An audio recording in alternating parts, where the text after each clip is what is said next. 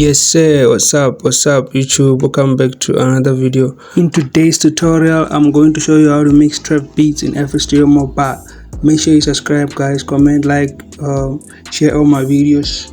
Yeah man, I saw someone requested that I should make a remix of this other track. I don't even know, but I'm gonna try to search it on YouTube, get the track, if it's pop, trap, or you know what I'm saying. But anyways, subscribe, comment for your boy, like, follow me on Instagram, everywhere. The link is on description. And yeah man, I know you guys, you want drum kits and free loops. I'm working on it. I will drop them as soon as we reach 1k. I'm going to give you what you want. Anyways, let's get straight to the tutorial. I hope you learned something about mixing.